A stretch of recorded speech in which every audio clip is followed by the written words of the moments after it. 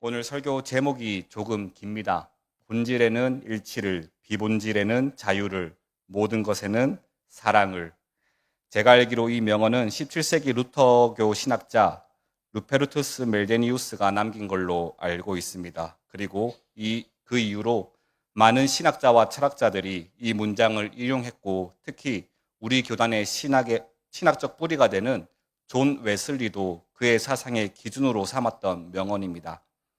그만큼 이 문장은 기독교 역사 속에서 많은 사람들에게 영향을 주었던 문장입니다. 그렇게 오늘 여러분들이 본질에는 일치를, 비본질에는 자유를, 모든 것에는 사랑을 이라는 이 말을 마음에 새기고 돌아가신다면 제 설교는 또 성공한 설교가 아닐까 하는 생각이 듭니다. 오늘 이 문장을 마음에 새기시고 또 기회가 된다면 카카오톡 메시지 창에 한번 바꿔보시는 걸 추천드립니다. 오늘 설교를 하기 전에 한번 같이 외치고 시작했으면 좋겠습니다. 제가 본질에는 하면 여러분들이 일치를, 비본질에는 자유를, 모든 것에는 사랑을 이렇게 외쳤으면 좋겠습니다. 제가 먼저 하겠습니다. 본질에는, 비본질에는, 모든 것에는, 우리 이 문장 같이 마음에 새기면서 돌아가는 시간이 되었으면 좋겠습니다. 그럼 제가 오늘 말씀을 읽고 왜 본질에는 일치를, 비본질에는 자유를, 모든 것에는 사랑을 이라는 제목을 달았는지 같이 말씀을 통해서 함께 살펴보았으면 좋겠습니다. 저는 계속해서 이 수요 기도의 시간에 갈라디아서를 설교하고 있습니다. 전에도 말씀드렸지만 바울이 갈라디아서를 쓴 이유는 갈라디아서 1장 6절에 나와 있듯이 갈라디아 교인들이 거짓 교사들이 전한 다른 복음을 따랐기 때문입니다. 거짓 교사들은 자신들이 전한 다른 복음이 정당하다고 주장하기 위해서 바울은 사도가 아니다라고 주장했고, 사도가 아닌 바울이 전한 복음은 거짓 복음이다라고 갈라디아 교인들을 미혹했습니다. 바울은 이런 갈라디아 교인들을 다시 바로잡기 위해서 갈라디아서를 썼습니다. 그래서 바울은 1장에서 자신이 전한 복음은 사람에게서 받은 복음이 아니라 하나님께 직접 받은 복음이고, 자신이 사도가 된 것도 하나님께 직접 부르심을 받았다라고 얘기를 하고 있습니다. 그리고 오늘 우리가 읽은 2장 전반부에서는 바울이 하나님으로부터 직접 받은 그 복음과 예루살렘에 있는 사도들이 전한 복음이 같은 복음임을 이야기하고 있는 장면입니다. 그럼으로써 바울이 전한 복음이 참된 복음임을 이야기하고 있는 장면입니다. 먼저 2장 1절 2절을 보겠습니다. 제가 읽겠습니다. 14년 후에 내가 바나바와 함께 디도를 데리고 다시 예루살렘에 올라갔나니 계시를 따라 올라가 내가 이방 가운데서 전하는 복음을 그들에게 제시하되 유력한 자들에게 사사로이 한 것은 내가 다름질하는 것이나 다름질한 것이 헛되지 않게 하려 함이라. 바울은 14년 후에 바나바와 디도를 데리고 예루살렘에 올라가게 됩니다. 그리고 바울은 자신이 이방에 전한 복음을 유력한 자들, 즉 사도들에게 전했다라고 얘기합니다. 왜냐하면 바울이 다름질하는 것이나 다름질한 것을 헛되지 않게 하기 위해서입니다. 이게 무슨 말이냐면 바울은 자신이 이방인들에게 전한 복음을 사도들을 찾아가 설명을 했는데, 왜 그런가 하면 자신이 이방에 세운 교회들도 교회의 정통성을 인정받기 위해서 그렇게 했다라고 얘기를 하고 있는 거죠. 바울은 사도들에게 자신이 전한 복음을 설명했고, 사도들과 바울은 서로 같은 복음을 믿고 있음을 확인하고 있는 그런 장면입니다. 그러면 바울과 사도들이 동의한, 일치한 그 복음은 무엇입니까? 3절에서 5절을 제가 읽겠습니다. 그러나 나와 함께 있는 헬라인 디도까지도 억지로 할례를 받게 하지 아니하였으니 이는 가만히 들어온 거짓 형제들 때문이라. 그들이 가만히 들어온 것은 그들도 그리스도 예수 안에서 우리가 가진 자유를 엿보고 우리를 종으로 삼고자 함이로되 그들에게 우리가 한시도 복종하지 아니하였으니 이는 복음의 진리가 항상 너희 가운데 있게 하려 함이라.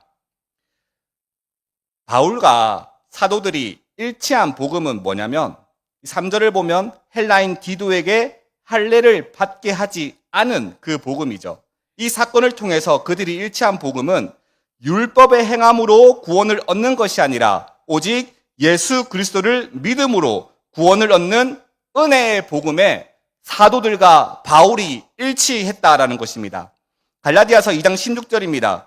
사람의 의롭게 되는 것은 율법의 행위로 말미암음이 아니요 오직 예수 그리스도를 믿음으로 말미암는 줄 알므로 우리가 그리스도 예수를 믿나니 이는 우리가 율법의 행위로서가 아니고 그리스도를 믿음으로써 의롭다함을 얻으려 함이라. 율법의 행위로서는 의롭다함을 얻을 육체가 없느니라. 바울과 사도들이 동의한 일치한 복음은 바로 예수 그리스도를 믿음으로 구원을 얻는다는 이신칭의의 복음입니다. 거짓 교사들은 예수를 믿고 율법도 온전히 지켜야 한다고 주장했지만 바울과 사도들은 이를 거부하고 오직 믿음으로 구원을 얻는다는 이 복음의 일치를 보였습니다. 구원에 우리의 행위가 들어가는 순간 구원은 은혜가 아니라 거래로 전락하게 됩니다. 예수 그리스도를 믿는 그 믿음만으로 충분합니다. 우리들 또한 이 은혜의 복음에 오직 예수 그리스도를 믿는 믿음으로 구원을 얻는다라는 이 복음의 이 진리에 일치해야 될 줄 믿습니다. 오직 예수를 믿음으로 구원을 얻을 수 있습니다. 이 진리를 거부한다면 어떤 교단이든지 이 진리를 거부한다면 기독교는 아닌 거죠. 그런데 우리가 이 진리를 선포할 때 세상 사람들은 크게 두 가지 이유로 기독교를 비판하는 것 같습니다. 첫 번째 이유는 기독교만 진리가 아니라 모든 종교가 본질적으로는 하나의 진리를 가르치고 있다. 다만 각 종교가 전체적인 부분을 보지 못하고 부분적인 것을 가르치고 있다라고 비판을 합니다. 다들 군맹무상이라고 맹인이 코끼리를 만지는 비유를 다 아실 겁니다. 한 맹인이 코끼리의 코를 만지면서 뱀이다라고 얘기하고 다른 맹인이 코끼리 다리를 만지면서 기둥이다라고 얘기를 하고 나머지 맹인이 코끼리의 옆구리를 만지면서 벽이다라고 얘기를 합니다. 그런데 눈이 멀쩡한 사람이 보면 다른 게 아니라 그거 코끼리다라고 얘기를 하는 거죠. 이와 같이 기독교를 비판하는 사람은 각 종교는 하나의 진리를 말하고 있는데 다른 부분을 만지고 있다. 다른 부분을 설명하고 있다라고 비판을 합니다. 그러면서 하는 말이 실상 모든 종교는 다 하나의 진리를 얘기하고 있다라고 얘기를 하는 거죠. 그런데 이런 비판에는 한 가지 맹점이 있습니다. 모든 종교를 다 맹인으로 만들어 놓고 정작 모든 종교가 말하는 그 진리는 하나다라고 얘기하는 그 사람은 눈이 멀쩡한 사람의 포지션에서 그 얘기를 한다라는 거죠. 혹시 이해하셨나요? 다시 말하면 모든 종교의 진리는 부분적으로 말하지만 자기는 그 부분적으로 말하는 모든 진리를 다 볼 수 있다라고 얘기를 한 거죠. 다른 말로 하면 이거만큼 교만하고 독선적인 주장이 없는 거죠. 수천 년 동안 이어온 이 종교들을 다 맹인으로 만들어 놓고 자기만 전체적인 진리를 본다는 식으로 말을 하는 거죠. 이거만큼 독선적이고 교만한 주장은 없습니다. 그리고 기독교를 향한 두 번째 비판은 절대적인 진리는 없다. 진리는 상대적인 것이다라는 주장입니다. 진리는 시간에 따라 상황에 따라 변한다라는 것입니다. 왜 기독교인만 계속 자신의 진리가 우위에 있는 것처럼 말하고 다니냐? 진리는 상대적인 것인데 왜 너희만 맞다라고 얘기하냐라는 그런 비판입니다. 그런데 여기에도 한 가지 맹점이 있습니다. 모든 진리가 상대적이다라고 말하는 이 주장은 모든 진리가 상대적이다라고 말하는 이 주장은 사실은 이 주장 자체가 절대적인 거죠. 그래서 상대주의자들은 스스로의 모순에 빠지게 됩니다. 절대적인 게 없다라고 얘기를 하지만 절대적인 게 없다라고 말하는 그 주장이 절대적인 거죠. 그래서 그들은 또 모순에 빠지게 됩니다. 여러분, 진리는 배타적입니다. 독선적입니다. 그래서 진리인 겁니다. 세상 사람들이 기독교의 진리가 배타적이다, 독선적이다 이렇게 비판할 수 있는데 배타적이기 때문에, 독선적이기 때문에 진리인 겁니다. 세상이 비판한다 하더라도 우리는 이 진리 앞에서는 당당해야 될 줄 믿습니다. 오직 예수 그리스도만이 우리의 구원자 되시고 오직 예수 그리스도를 믿음으로 우리는 구원을 받을 수 있다라는 이 진리 앞에 사람들이 비판한다고 해서 우리가 조금 양보할까? 아니요. 진리는 양보할 수 없는 겁니다. 진리는 배타적이기 때문에 진리인 거고, 진리는 독선적이기 때문에 진리인 거고, 진리는 변하지 않기 때문에 진리인 거고, 진리는 시대와 상황과 상관없이 항상 옳기 때문에 진리인 겁니다. 그래서 우리는 이 진리 앞에 당당하게 나아가야 될 줄 믿습니다. 이 진리 앞에 우리는 일치해야 될 줄 믿습니다. 이제 이 진리에 일치했던 바울과 사도들은 이제 비본질적인 부분에서 서로를 인정하는 모습을 보여주고 있습니다. 제가 6절부터 9절 말씀 읽도록 하겠습니다.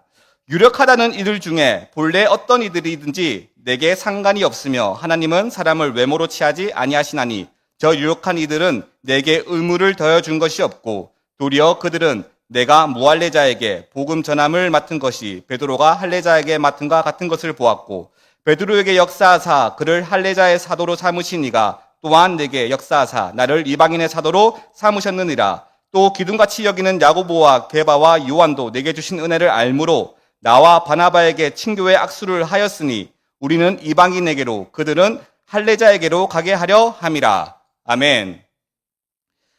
바울과 사도들은 진리 안에서 일치했다면 이제 이 진리 안에서 각자의 부르심에 대해서 인정해주는 모습을 보여주고 있습니다. 사도들은 바울이 무할례자의 사도로 부르심을 받은 것을 인정해 주었고 바울은 베드로가 할례자들을 위한 사도로 부르심을 받은 것을 인정해 주었습니다. 예수 그리스도의 복음의 진리 안에서 우리는 각자의 부르심을 가지고 살아갑니다. 이때 우리는 그 각자의 부르심을 인정해 줘야 되는 거죠. 진리 안에서 우리는 진리 안에서 우리는 서로의 자유를 허용해 줘야 합니다. 관용을 베풀어야 합니다. 그런데 교회를 보면 그렇지 못한 부분이 있는 것 같습니다. 사실 기독교가 비판을 받는 진짜 이유는 진리가 독선적이어서, 진리가 배타적이어서 비판을 받는 게 아니라 이 비진리적인 부분에서 우리가 자유하지 못하기 때문에 비판을 받는 것 같습니다. 사실 제가 앞에서 그 비판받는 그 두 가지 이유 얘기했는데 우리 일상 속에서 이런 비판 안 받잖아요. 사실은 이런 비판은 먹물 먹은 사람이나 비판하는 거고 우리는 이런 비판 안 하잖아요. 사실 우리가 진짜 비판받는 이유는 오직 예수 그리스도만이 구원자시다라고 얘기해서 비판받는 게 아니라 그 예수 믿는 너가 왜 그런데 해서 우리가 비판받는 거잖아요. 제가 신대원 다닐 때 흔히 믿음이 좋다고 불리는 한 여하구가 있었습니다. 우리끼리 얘기로는 약간 기도원에서 오래 기도하시는 그런 권사님의 아우라를 풍기는 그런 여하구라고 이렇게 얘기를 했거든요. 그 친구를 보면 참 믿음 좋다라고 얘기했습니다. 그런데 또 뒤에 한마디를 더 붙이는 게 근데 쟤랑은 결혼은 못하겠다 약간 이런 말을 붙입니다. 왜냐하면 이 여하구가 참 모든 일에 다 열심히 하고 다 좋았거든요. 근데 항상 어딜 가든지 마찰이 생기는 거예요. 이 여하구는 자기가 항상 열심히 하는 걸 아니까 자기와 같이 열심히 하지 못하는 그 사람들에게 약간의 우월감을 느끼고 좀 다양한 형태로 그들을 정죄하고 또 자신이 더 열심히 한다는 이유로 신앙적으로 사람들을 통제하고 또 매 순간 자신이 주장을 굽히지 않고, 왜냐? 자신이 열심히 하고 자신이 영적으로 더 우월하다고 느끼니까 자신이 하는 말이 다 맞다라고 이렇게 생각을 했거든요. 그래서 절대 자신이 하는 그 주장을 굽히지 않았습니다. 예전에 어떤 목사님이 저한테 결혼했냐 이래 물어봐서 안 했다고 하니까 한 가지 조언을 해주시더라고요. 어떤 조언을 해주셨냐면, 신앙이 좋은 여자보다 성격 착한 여자랑 결혼해라 라고 얘기하시더라고요. 왜 그런가 하면 이 목사님의 말입니다. 신앙은 하나님 만나면 뜨거워지는데 성격은 하나님도 못 고치신다라고 하더라고요. 집에 가서 곰곰이 생각해 봤습니다. 이게 맞는 말인가? 신앙이 뭔가? 기도 열심히 하는 게 신앙인가? 성경 열심히 읽는 게 신앙인가? 물론 열심도 중요합니다. 그런데 신앙은 인격이잖아요. 내가 그리스도와 함께 십자가에 못 박혔나니 그런즉 이제 내가 사는 것이 아니요 오직 내 안에 그리스도께서 사시는 것이라. 그런즉 이제 내가 육체 가운데 사는 것은 나를 사랑하사 나를 위하여 자기의 목숨 버리신 하나님의 아들을 믿는 믿음 안에서 사는 것이라. 내 안에 그리스도가 살 때 내가 죽어야 되는데 내 인격 그대로 남아있고, 그러면서 우리는 신앙이 좋다라는 말을 하면 그게 어떻게 신앙이겠습니까? 내가 죽고 내 인격이 변화되는 게 신앙이잖아요. 우리가 그리스도의 그 본질에 더 다가갈수록 우리는 비본질적인 부분에서 자유할 줄 믿습니다. 요한복음 8장 23절 보면 진리를 알지니 진리가 너희를 자유롭게 하리라 라고 얘기하고 있습니다. 진리를 알면 알수록 비본질적인 부분에서 더 자유로울 수 있습니다. 하나님은 우리를 은혜로 구원하셨잖아요. 내가 자격이 돼서 내가 구원받을 만한 사람이라서 나를 구원한 게 아니라 하나님께서 우리를 구원하시기로, 우리를 사랑하시기로 작정하셨고 그렇게 우리를 구원하신 게 기독교의 본질이잖아요. 그리고 우리는 이걸 은혜라고 부르잖아요. 이 은혜를 경험한 사람은 어떻게 자기 걸 자랑할 수 있겠습니까? 내가 자격이 돼서 구원받은 게 아닌데, 내가 뭘 해서 하나님 앞에 부르심을 받은 게 아닌데 하나님이 불러주신 건데 거기에 나의 어떠함을 어떻게 드러내놓을 수 있겠습니까? 어떻게 내가 조금 열심히 한다고 해서 그게 내 자존심이 되고 그게 내 우월감이 될 수 있겠습니까? 우리가 더욱더 진리를 경험하면 경험할수록, 우리가 더욱더 하나님의 은혜를 경험하면 경험할수록 우리는 낮아지고 겸손하여지고 비본질적인 부분에서 자유할 수 있고 비본질적인 부분에서 내 옆 사람에게, 내 이웃에게 관용을 베풀 수 있을 줄 믿습니다. 이제 마지막 10절입니다. 10절 읽겠습니다. 다만 우리에게 가난한 자들을 기억하도록 부탁하셨으니 이것은 나도 본래부터 힘써 행하여 왔노라. 사도들이 바울에게 단 한 가지 부탁을 합니다. 바로 가난한 자들을 기억하고 도와달라는 것입니다. 그리고 바울은 그것을 위해 힘써 왔다라고 얘기하고 있습니다.